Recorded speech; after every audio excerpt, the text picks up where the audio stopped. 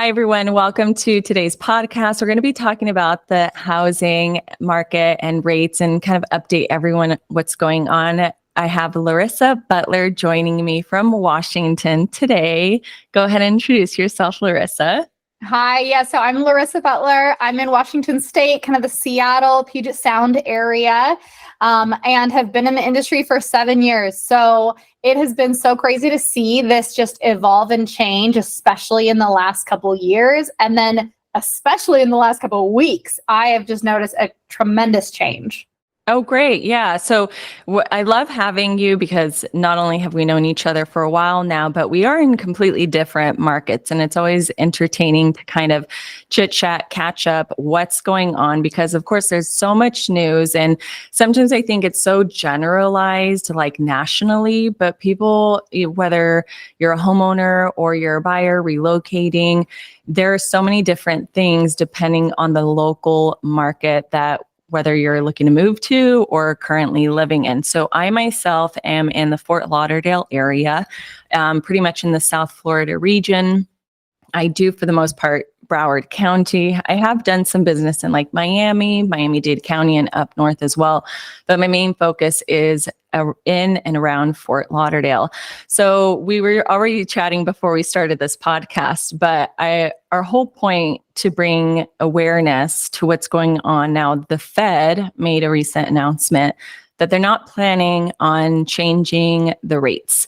As of right now, they're pretty stabilized in the mid fives, whether I spoke to another lender last week, and he said he got some rates at about 5.2, even 5.4 for some of his clients. And regardless of whether you look, a bank, a broker, lender, whoever it may be, some of them may be 5.6. And I was even talking to some homeowners who weren't aware that it was under 6. So tell me what's going on with you, Larissa. I know you actually you sell a lot of homes in your area, first of all. So credit to you. And I guess you have a lot of buyers kind of coming in and relocating. What's the experience you're having with your clients in the Seattle, Washington area? Yeah, so we're absolutely seeing that as well. The conversations I was having with lenders last week is that we're still seeing those rates trend down. And it's interesting because almost every single conversation I'm having with buyers right now, they all still think it's in like high 6s, 7%, and it's not. So, I mean, certainly there's rates are different depending on your profile, right? If you're VA, it's going to be much, much different than if you're going to be a down payment assistance program. Rates are just going to look different. So there's no set number. And I think that's important that buyers understand that as we're looking at both Fed rates and mortgage rates nationally, it's still going to come down to your individual profile and your individual financial perspective. But what I'm seeing is a lot of buyers are all of a sudden getting into this market, realizing it's much more affordable than what they think because of what they're watching on the news, and then starting to shop. We're seeing multiple offers. So, You're seeing a lot of, okay. Yeah. yes. I mean, So we over have the some weekend here too, but go ahead. Sorry. Yeah. It's in pockets, right? So it's not everywhere, but over the weekend I had a friend of mine working in Gig Harbor, and she saw 18 offers, $80,000 above asking. Oh my gosh. Yeah. So I think people think like, oh, we're still in this stagnant market. Nothing's really going to change. I don't really need to do anything crazy until rates drop. But the really small incremental drop that we've seen already has just caused this explosion. And my fear is that buyers are going to experience 2021 again if they wait around for rates to be 4. Yeah, that's true. I mean, I heard a statistic that once a rate drops, 1%, 5 million buyers enter the market. Yeah. And they've already been dropping, especially since they were already in the 7 and 8s last fall. We're already in the mid 5s. So that makes sense why you are getting multiple offers. I haven't seen 18 though, but I will say this, there was even a condo, we're under contract now, it's pending. But even though we're pending, buyers are still wanting to see it. They're still putting in backup offers. And I told them, I said, listen, the only way your backup offer, you were to actually get it is if the buyer doesn't get approved by the association. And they're like, I want it, I'm in, here's my offer.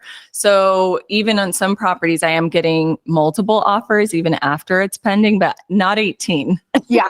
But Well, and definitely like 2 or 3 offers on 2 or 3 properties. is normal across the board now that we're seeing. And Yeah. it's interesting because it's not 2 or 3 within the first couple hours, which is what Right. we saw here in 2021. It's 2 or Right. 3 within a weekend. So Yes. people like we still can catch our breath. We still have a little bit of time. We're not having to drop everything to see properties, but we are starting to see that momentum as long as the Mhm. property is priced correctly. Correct. And what's really interesting is these buyers are still sometimes able to get concessions even with the multiple offers. Hmm. So that's Yeah. also kind of a mindset shift. It feels more like 2018 to me than Mhm. like 2021. Right. No, that completely makes sense. In fact, I'm kind of curious now. The Fed, for the most part, said the reason they were going to leave the rates unchanged is due to inflation, that it's still kind of teetering closer to 2%. And they haven't seen it be stable. And not until that inflation percentage remains stable will they feel comfortable to reduce the rate. Thankfully, right now we are kind of headed towards that stability. Thank goodness, because I don't know about you, but I'm paying like $8 for a carton of eggs. Oh Like, my what gosh. happened?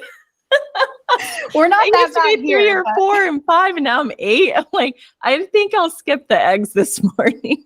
yeah. But with that being said, I mean, I think the buyers who were waiting, especially for the rates to come down, they've already kind of stepped forward. I don't know what rate realistically buyers who are still waiting when they're going to enter the market, because homes are getting, bought up left and right. And realistically, we have a very low inventory. And That's the biggest issue is inventory. So here in Washington in 2021, when things were going crazy, we were seeing in specifically one county, Pierce County, we were seeing about 1,400 homes come on and off the market within like every single week. Okay. That's Yeah. approximately our inventory. This month, we're seeing like 500 to 600. So That's significant. it's Wow. significant. So as these buyers come back on the market, we don't have the sellers to replace what those buyers are doing. And I almost wonder, yeah, certainly the buyers are coming back, but what is the rate going to take for sellers to feel confident in their market? Because they're losing their gap for contingencies. Yeah. So that means, like, for those of you who don't know what contingencies are, somebody who has a home to sell and they want to go and purchase something else, for the last year or so, it's been pretty easy for them to do that. They've had the ability to do that because there's not multiple offers on the other side. But if you're a seller and you have one offer with a contingency on another home sale and one offer with none, you're not going to take the one that has a contingency. Correct. So those sellers that had that opportunity for the last year, as they've been waiting for that rate to drop, that window is narrowing. And I really think they have to get on it before the summertime. Otherwise, they're probably Yeah. going to lose that opportunity. I don't know about your market, but a lot of the sellers that I've been dealing with are a lot of mom and pop landlords who happen to have about 3 to 10 properties and they're just renting them out. And so some of them have told me, oh, I'm tired of being a landlord. I've been doing it for 10 years, 12 years, 20 years. I'm ready to retire. I'm going to start selling off my properties. And so I just started thinking, because I'm in Florida and it's such an amazing, attractive place for people to come and live, a lot of mom and pop landlords still have these properties that they can sell that won't affect their primary home. So I don't know if that happens a lot in Seattle or your area, or it's more like single family primary residence homes. Yeah, we have a lot more single family primary residents. We have a base here, a military base, Joint Base Lewis McChord. And so a lot of military relocation families here. And what we're seeing is more so this like exodus of people down to Arizona. Actually, a lot of people are moving down to Arizona and also Florida from here.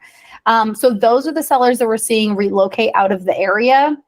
But we certainly have a population of people with multiple rentals, but it's not probably like you guys because we're not really a destination location, right? It rains 60% of the year. Nobody wants to just come and hang out on vacation here. Right, in the rain. Yeah. Yeah. Let's go So to we're not Seattle. seeing that as much, but a lot of buyers, because it is more affordable to be near a city with a lot of tech hub and still find a home that is $400,000 or $500,000 within driving distance to the city, to the tech hub. If you're in San Francisco, you can't do that. 400,000 and No, San 500,000 doesn't Francisco is so exist, right? expensive. Yeah, definitely. Yeah, and so it's interesting, you know, after realizing that there's so many investors in South Florida, so many mom and pop landlords. And I know I brought it up to our coach is that I've actually started focusing those as like my clients, and they've been wonderful to work with. They're more like number cruncher. Yeah. You know, it's a transaction. There's no emotion attached to the property. They just want a easy, clean transaction. And at the same time, they're the sweetest because they actually take care of their tenants, which is really great in case another investor wanted to step in, that they already have a tenant who pays on time, a tenant who's going to be there for a few more years that they don't have to worry about. But at the same time, I think it would be great for them to slowly start selling the properties. In fact, I actually read a statistic over the weekend. It said that late baby boomers are a huge percentage of those mom and pop landlords. And so I thought that would actually start helping our inventory problem that we're experiencing, to have first-time home buyers, to have veteran buyers, you know, at least to help with the shortage. That would be huge. I mean, if we could tap a pool of renters and I guess landlords here that are willing to do that, I think that would be such a break, such a relief. I don't feel like in Washington we can hang our hat on that. And yet in Florida, like, I would be so excited if I was a buyer in your area and I knew that existed, because then I could work with somebody like you who's able to go find me a property that nobody else is probably competing with. Correct. You're so tapped into all those people. Yes, exactly. In fact, believe it or not, there is this older couple I met. I was very, very flattered to meet them. I thought they were so sweet. And then somebody told me, "Oh my God, you met him." I'm like, "What's going on? What are you talking about?" And he said, that older man owns 40 properties in Pompano Beach. He is known as the biggest mom and pop landlord in all of Pompano. And Pompano Beach is actually a city just north of Fort Lauderdale. I thought to myself, what does one man or one couple, why do they need 40 properties? Yeah. I mean, can you imagine if he actually decided to sell all those? That would really help out a lot of people who are looking to buy homes in the area. Yeah, absolutely. Wow. Yeah, that's huge. I mean, most of them on average, it said for mom and pop landlords, they have between 3 to 5. I do know some that have had up to 10. In fact, I have a new client of mine. He said he had 11. He just sold off some. And now he has, I think he said he now has still 5, including his primary. So he goes, I want to start slowly, you know, letting them go. But that's kind of their bread and butter. That's their income, of course, because they're retired, you know, but there comes a time when they're just tired of being a landlord at the same time. Absolutely. That's a full-time job. Yes. And that makes sense that cutoff is 10. So for like wanting to get your own investments, Fannie Mae, Freddie Mac guidelines only allow you to have 10 mortgages at a time. So unless you have these properties now paid off, you're snowballing them into another one, or you're getting hard money, it's kind of really challenging to get above 10. And I think there's a whole model around that of like acquiring 10, paying off 10, acquiring more, right? Right. And it would make so much sense for these people that do have 4 and 5, potentially with tons of equity because they've had them for a while. Yes. To go ahead and sell them, maybe even roll it into something like a duplex. We have a lot of that here. Duplexes that are relatively affordable for people to purchase. Do you guys have that down there? We do have duplexes, but they're not affordable. Like a duplex, you're already looking at close to $1 million. Oh, wow. Okay. Yeah, it's very expensive. But I would say if there are buyers looking to move into the area who want something under 500,000, you're either, especially in Fort Lauderdale, you are going to be looking at more of a condo But there are so many amazing suburbs around Fort Lauderdale that are easily within 30 minutes drive to the city that are closer to 500. I mean, you can end up getting much more land, a decent sized house. Just off the top of my head, there's like Davie and Coral Springs and Pembroke Pines and so many other ones that I recommend for homeowners. And at that point, you're getting a single family house. So it's nice, but it all depends. Like, do you want to be next to the beach, or are you okay, driving 15, 20 minutes, that kind of thing. But tell me about, since of course we have such limited inventory, how are home prices doing in your area? So the area I'm in is pretty broad in terms of different pricing, right? So we'll start in Seattle, where that is an average pricing of like 1.4 to 1.6 million. And you're really not finding anything big and luxurious for that price. That's a pretty basic, fairly small house. The majority of my business, though, is further south into Federal Way, Auburn, even down into Puyallup and Tacoma. That whole area feels a lot more suburb. It's almost like we have two cities with a bunch of suburb in between. And those average price points are in the 600s.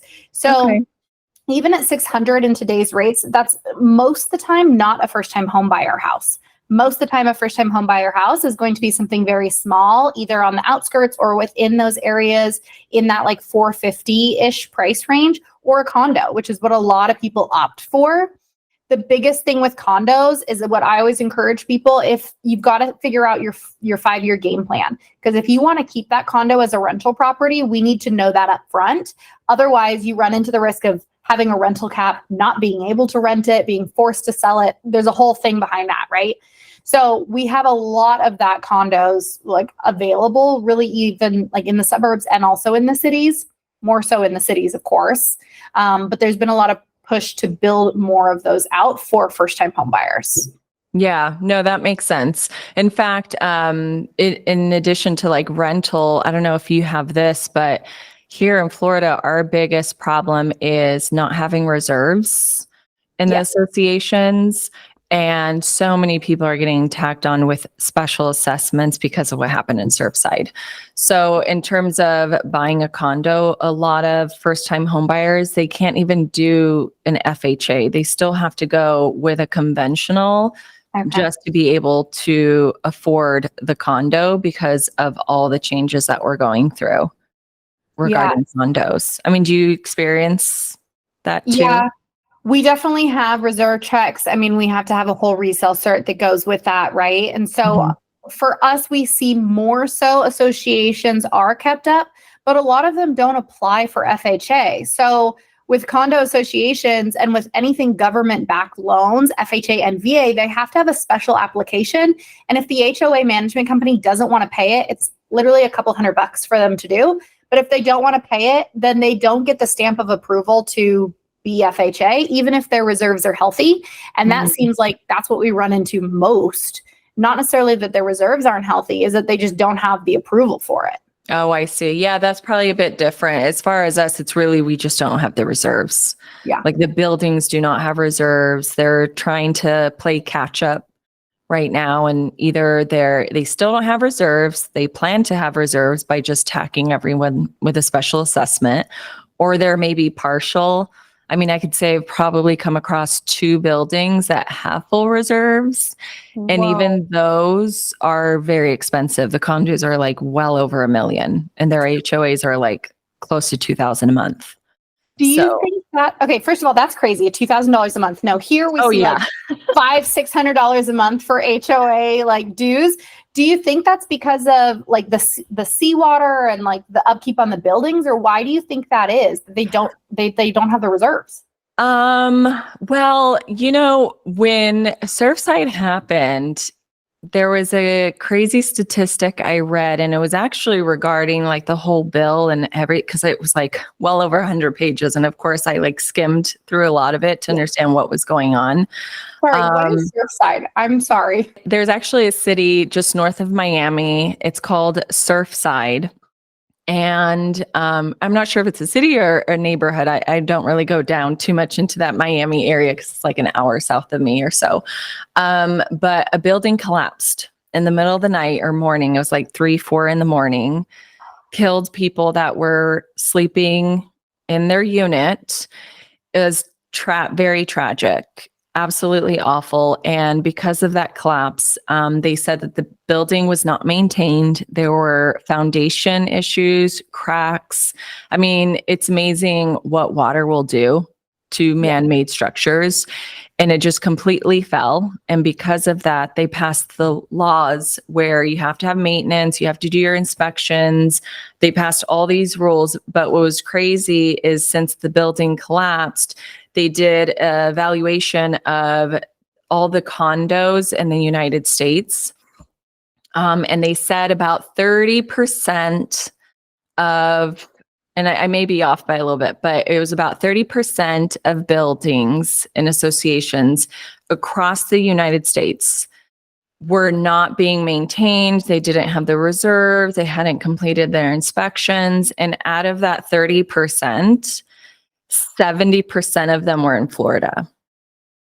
Wow. Which is shocking. So no, a lot of condo, but especially if they're older, they just built them and kind of just said, okay, we're done, and walked away. And they kind of put the decision onto the current homeowners, whether they were going to put money in reserves or if they were going to pay assessment to have things done. And you have to realize a lot of the homeowners that own condos tend to be elderly because they're coming here to retire. They're not going to buy a house. It's too much maintenance for them. So they would get a condo and they would just kind of vote every time. Do we spend this money on this maintenance? Do we put money in reserves? And they would just leave it to the board and the body and the members if they wanted to keep pushing things along, like kicking the rock down the road kind of thing. And that just happened too much to where a building collapsed, even though the board and the people who live there, hey, we're having issues with the building. There's cracks. What should we do? And they just kept pushing. We'll wait. Crazy. And so and unfortunately, a lot of these buildings, there's just so much construction everywhere, from inside the building to the outside of the building to homeowners getting tacked with $50,000, $60,000, $70,000 assessments. I mean, they're having to pull mortgages, get equity out of their units to have to pay for these things. On top of that, their associations went from like $350 to $700 a month. And somebody actually there was a homeowner I spoke to recently, and she said her HOA went up 3 times in 1 year. Wow. Recently. She goes, I can't afford it anymore. I've lived here for so long, and not only did I pay a $30,000 assessment that, I had to pull out of my savings or whatever. Now my HOA just went up 3 times, in addition to, of course, insurance going up because we're having that kind of difficulty here in Florida. Yeah. So things are kind of crazy. I mean, interest rates are staying the same. Inventory is low. Homeowners are, struggling if you're in a condo with HOA and assessments. And so there's a lot of activity in Florida, I would say. There's a lot going on. Well, and it sounds like what I would assume is your first time home buyer market for quote unquote cheaper housing being condos is not the case there. That's and the out of reach housing. Correct. And I hope it'll change. And I think, I'm hoping in 3 years, all the dust will settle. Like all the buildings will be up to code. All the buildings will have full reserves, and hopefully Fannie Mae, Freddie Mac will turn around and say, okay, we can have this building approved, and, they can start applying to have a FHA. Yeah. So I'm hoping, of course, this is hopeism. Sure. But that would be great. And it was a tragic thing that happened, but in the end, things are changing, hopefully for the better, just kind of being forced to do it at this point. Yeah. Yeah. So for you, as you're seeing rates come down, kind of move down slowly, but still coming down, what are you seeing for first time home buyers? What are they doing, or can they even buy in your area? Not so much in my area. I do know a few other agents who have been able to get first-time home buyers, but they definitely have to be more in the suburbs where they can get like a $350,000 house or a $400,000 house. I mean, the average home price, just taking the entire city of Fort Lauderdale, which averages out your $40 million home to your $200,000 condo, it's basically about 660,000. So there's a huge range in terms of price point. But for first-time home buyers and just kind of keeping costs low, it would definitely be more in the suburbs of Fort Lauderdale. But there's some great neighborhoods, like I previously mentioned, like even Coral Springs is a great place. And they have really good schooling there too. Even Boca. I mean, I know it's further north of me, but Boca is really great as well. But for the most part, I want to say, actually, you know what? 40% of transactions are cash here in the area. Oh, that's a huge difference from us. Yeah. And then 60% they finance. But I want to say majority of, when they do a loan or mortgage, it tends to be conventional, just at least to be more competitive as well. Because of course sometimes you're up against cash. Yeah. Yeah. And we still have here, because we do have a base, JBLM, we have a lot of VA in our area. So, Okay. so to give you reference, the base is about an hour and a half south of Seattle, right? So that's kind of where we're at. But an hour and a half commute is very normal here. So that all still feels close. Our suburbs are about an hour and people commute in every day. It's not uncommon to have that type of commute. But because we have a base here, we have a lot of VA loans, a lot of assumable loans right now where people are moving out and willing to leave their assumable loan, potentially give up their eligibility, even if that buyer is not VA. And we're seeing a lot of that transact in the area as well. Okay. Wow. A very different market then. Totally different. Yeah. We have, it seems like a larger first-time home buyer and kind of like younger family population here. I don't want to get too far into the weeds with demographics, obviously, but it seems like you guys have more of like a retirement market there. Yeah, we do. And especially, but I would say since the pandemic, we definitely started getting more families in the area. And then I started seeing a lot of people in their like 50, maybe late 40s or 50s, where their children are going off to college. So the moment they're already going off to college, they're already moving down here rather than waiting till they're like in their 60s or 70s or something. So the demographic, I think we're definitely getting a younger feel out here. And in fact, we're in the process of moving our children from one school to another.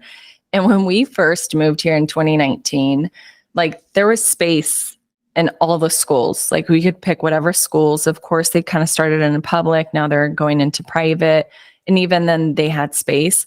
All of a sudden, we're trying to change them. And these schools are saying, oh, we have a wait list. We have a wait list. We have a wait list. And I told my husband, did all the families from California and New York all of a sudden move here? Now we're experiencing wait lists at all these private schools. So there's definitely a huge influx of families that have come in.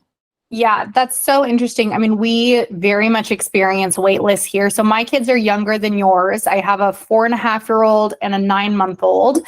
And our wait lists here, certainly they're not in they're in daycare and then public school, right? So our public schools, you can't waiver into a different school. What you get is what you get. And then our childcare is like, I had to tell them as soon as I got pregnant and I barely made the cut for getting in. And my 4-year-old, when we got in, it was a 1.5-year wait list. It is crazy here where I had a friend trying to get into another one that was a 2.5-year wait list. She's like, what am I can't just sit around for 2.5 years. Oh my gosh, that's extreme. So we have a huge issue here. And I think childcare and private school and the cost of that is also really impacting these homeowners with kids. Yeah, I could understand that. Yeah, definitely. I don't know what like pricing there looks like, but for here, I mean, we send our 2 kids, it's almost $3,000. Yeah. So it's like, what if we could put that into a mortgage, like Yeah. how much different that would look? That's actually, it sounds about right. So my daughter's 10, my son's 12, and that's how much we were paying when they were young. We were like, holy crap, Crazy. $3,000 a month. I mean, we were so excited when they went to public school because at the time we were in Santa Monica. But I would say there was a wait list for our daughter. We were thankfully able to get our son in because like an opening came in when he went to preschool. It was kind of like daycare preschool, right? It's like a transition school. But then for our daughter, yeah, I think we had to wait like a year to get her in because there just wasn't enough space. And then they went to public school, and now that we're in Florida, they did go to public school for elementary, but it's a middle school thing. Once they go into middle school, then for the most part, you're kind of looking at private. So when we got our son in 2 years ago, we could pick whatever school we wanted. And then now that our daughter's going to middle school, we thought, well, why don't we move him to the same so we're not having to drive to 2 different ends of the city?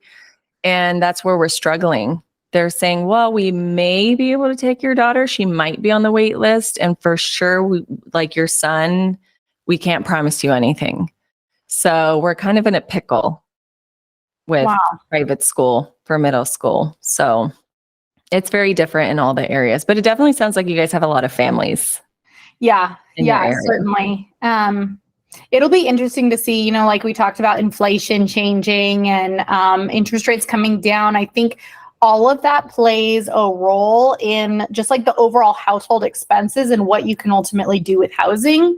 Because I mean, that certainly changes, right? Our childcare and our groceries are not getting any cheaper. No. And so even if those inflation or even if those interest rates come down, it's not getting any cheaper. And it's really got to offset in order to make, I think, some of the housing more affordable for some of these buyers. Yeah. I mean, if you were, now let's talk about if you were to be a home buyer right now. I'm sure, of course, everyone says, oh, realtors say, buy now, buy now, buy now. Well, yeah, but at the same time, if you just keep waiting, you won't be able to pick a home that you like. Yeah. And it's just going to be more expensive. Yeah. So, I mean, and then I, of course, was reading another article. It just said at the end of the day, you have to find a home that fits you and your family and a mortgage payment that you can afford. Because if you're not owning a home, what are you doing? You're renting. Absolutely. What are you doing wasting that money away on rent? Which I have to say I'm very guilty of for a very, very long time. Yeah. The biggest regret I ever had. I'm like, why did I not buy when I was so much younger? Oh my gosh. Yeah, I know. I think it is really interesting to try to figure out what we would do if we were a buyer right now. And what I'm experiencing is there's like 2 categories, right? There's people that are already homeowners and they're needing to move. And I don't think we're in a market right now where people are moving just purely out of like luxury or because they want to. They're moving because they actually have a reason to. My house is too small. I'm getting a divorce. I'm relocating. Those like reasons. So if I was one of those people and I had a situation where I had to move, I would make sure a seller is giving me a 2-1 buy down, and I would bank on refinancing in a couple of years and just be able to like hold my breath and afford the mortgage to get through this little rough patch that we're experiencing with rates. If I was a first-time home buyer, and I actually just made a reel about this the other day. So if I was a first-time home buyer, I would take my list of like 10 must-haves and I would narrow it down to like 2 or 3. And chances are I would be driving a little bit further to work. And I would be in a slightly smaller place than my current like apartment or rental. And I would be okay with being there for 3 years, knowing that I'm going to move because I could afford the payment and I'm going to bank on that equity building. Here, we're still seeing equity increase somewhere between like 10 and 12% a year, depending on where you are. Even last year, which was the worst year we've had, it was 6% growth. So, yeah, so you're still beating the idea of, being in a house that's completely stagnant. You're still growing in your equity, even with condos, really wherever you are. So I would just have that mindset of like, this is a temporary stepping stone to get me to where I want to be, which is being a homeowner. Yeah. I also think there's going to be a portion of our population that will probably just never buy a home.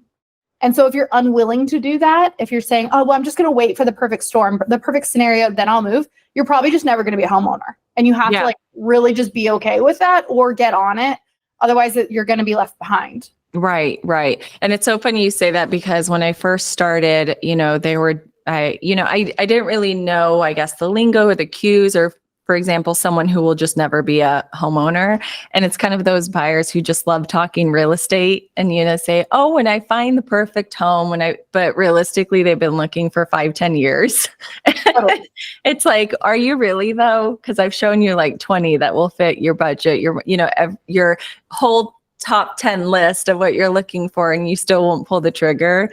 In that case, you really just kind of want to help those who need help and want help. Like you said, really need to relocate, divorcing, like an actual reason that they have to, not just want to. Yeah. Yeah. I think like 7 years ago, we were in a position where people could just like, oh yeah, I guess, I could probably buy, and it really wouldn't impact their life too much. Whereas now it's like, no, you really have got to get like serious. Do you want to own a home? I mean, the majority of people who are wealthy, I think, I don't know the stats, so I don't want to say it wrong, but it's like almost all people who are considered wealthy and millionaires are homeowners. So if you ever want to be on a trajectory for wealth, you have to own a home at some point.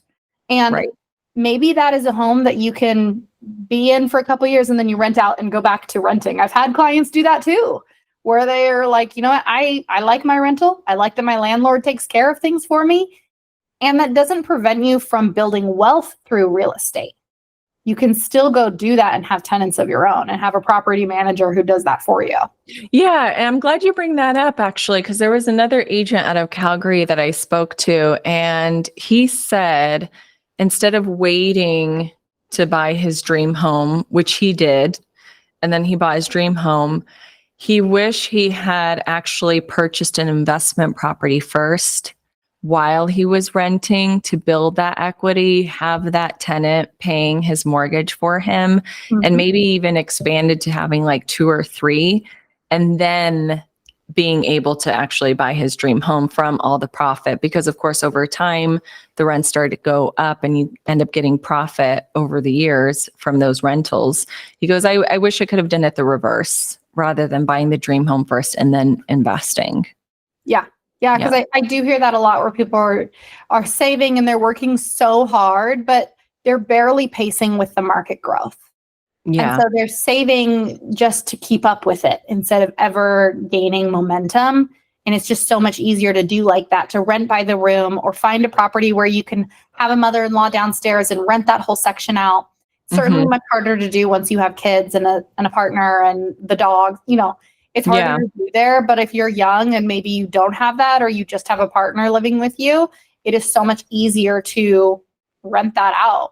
Yeah, at least in your market, like you mentioned, doing a duplex. If I was young and I could afford a duplex and just have somebody be renting out the other half, that would be ideal. Yeah. Well, and I know too, so I bought my first house in 2017 when I bought my first one. And at that time, I was not married to my now husband. And yet we knew we were going to be getting married. And it was like, okay, I can afford the rent, I can afford the mortgage, but if we want to eat, you've got to buy it. Like, right. Yeah. I'll get the house, you get the food.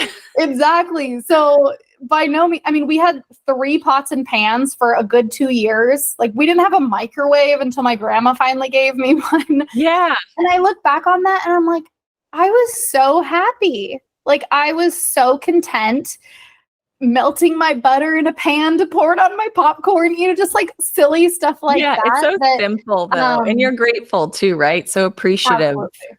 Yeah. And that house, completely transformed our lives. Like, the equity that we built in that house, we didn't know what was going to happen to the real estate market. And it has completely changed the trajectory of our life to be able to have a starter home.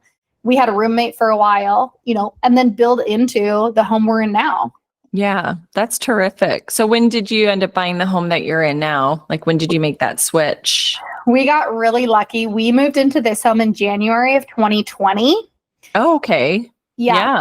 So we got really lucky just like with the timing of that, because my oldest was, a baby at the time, and we didn't know what was right around the corner with COVID and everything. Our COVID here lockdown happened at the beginning of March, I believe. Yep. Same. So, yeah. Okay. Yeah.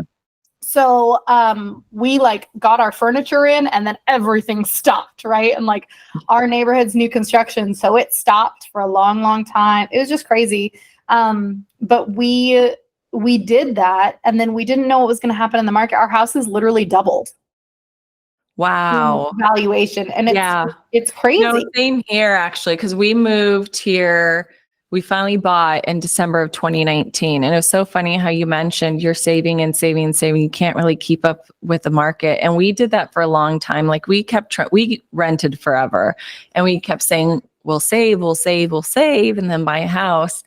And then finally we realized we just couldn't do that anymore in California because it was just getting ridiculously expensive. And so we did our research for years and, about Florida, and we thought we can afford a home in Florida. We found a place, the city we liked. We flew in multiple times, did our due diligence or research, everything. So we bought in December of 2019. And of course, COVID happened. Now we doubled. And we're like, wow, that's the best thing we could have done was finally make that purchase. Yeah. And we're so happy that we did. But we have kids too, like I said, 10 and 12, and now we have 2 dogs. And we kind of just wanted that dream in terms of like not living in an apartment anymore or a condo, having neighbors above you, next to you, below you. Yeah. Well, and I wonder, so you're in a similar situation as me, and then I would imagine your interest rate's probably sub 3% or close to. Maybe not, right? But you're in that same like time frame. You probably have now tons of equity in your place. And I just am curious what's going to happen to our market when people like us are ready to downsize. And we've been like, we've got this great house with this super low interest rate. Now we want to move, and anything we purchase less than the value of our house is still going to cost us more monthly. Yeah, I mean, I hate to say this. Well, no, I shouldn't say it to say it. I'm very proud because we worked our asses off for so much. We were one of those 40% that bought cash. Nice. So all of our home equity is 100% ours. So we're very thankful, but that's because we kept thinking, okay, let's save to put, 20% down or whatever on a townhouse in Santa Monica because it was just so ridiculously expensive. I think at the time we were looking at a 2-bedroom, 1-bath. They were going for about 1.1 million at the time. And that was 2019, 2017, 2018, 2019. And we just looked at each other like, are we really going to spend more than $1 million for a box? Like that's the way. Seriously. Oh my gosh. In Santa Monica. And we just thought, no, forget it. Like, let's just go to Florida, live the beautiful tropical paradise life, amazing weather, have a big house, have big space. So that's where we're at now. But regardless, I mean, the equity, if you bought then, great. But I don't know what we would do now if we sold. I'm in that position. Okay, we buy what else? I mean, we sell. What else will we buy? Totally. Like it's going to be so expensive. And then our taxes would be more, our insurance would be more. But quite frankly, we're really happy here. And even my children say, we're like, well, what if we sell it? They're like, no, not till I go to college. Yeah. So I think we're put for a very long time here, and that's fine with us. Yeah. I think we're settled here until the kids are like out of at least traditional schooling, right? Once they go to college, we might move because the house is too big for us for like no kids in here. Yeah. Yeah. No, I know. I mean, we have the one thing I always like to tell people when they're moving here to Florida, especially when they're coming from the northeast, or even Midwest, they have very large homes there. Like 2-story, 4-bedroom, 5-bath or 5-bedroom, however many acres or whatever. Most homes here, especially if they're older, they're either 2-bedroom, 1-bath, but on average, they're 3-bedroom, 2-bath and under 2,000 square feet, mind you. You can't really get anything bigger than that unless there was an add-on at one point, or you're looking at new build. So that I think small. Huge. That's crazy. First of all, like in my So when we're talking about average price points, I think it's important to mention the size of the houses, because when I'm talking about average price point at 600, that's a 2,700 square foot house. Oh, wow. So it's very normal to have 4 bedrooms, 2.5 bath, plus a bonus room, plus an office. That's a normal like 25 to 3,000 square foot house. It's hard to find new construction under 2,700 anymore. Oh, Now our lot sizes are not like the Midwest. We do have smaller lot sizes where we're like 8 to 10,000 square feet. okay. But we have bigger houses here. Yeah. Well, then again, you also had, I think it's maybe because of the climate, right? Because there's so much sun out here. It's like, why do you want to be inside? Yeah, that's fair. You guys probably spend more time indoors, right? Yeah, that's fair. It's so funny. Actually, I have a friend, he just moved to Jupiter. That's maybe about an hour and 20 minutes north of me. And I said, and for me personally, I just think it's very quiet and a little sleepy. I like to be a bit more of a city person. Yeah. And he said, it is very quiet, but it's an outdoor city. And I said, what do you mean outdoors? He goes, yeah, everyone's paddleboarding, everyone's kayaking, all the young people. We just all meet up at the beach every day and we just like hang out at the beach. He goes, we're never inside. Like we're always out and about. And I thought that's probably a bit more than maybe here in Fort Lauderdale, but that at the same time, that's pretty cool to like be in a city in Florida and like they're never inside. Yeah. That would be good for us to expand on another time, maybe to just chat about what life is like. Well, what life is like and how construction's different, right? Because ours, like we do have indoor offices because so many people work remote. It's almost impossible to find a house without one.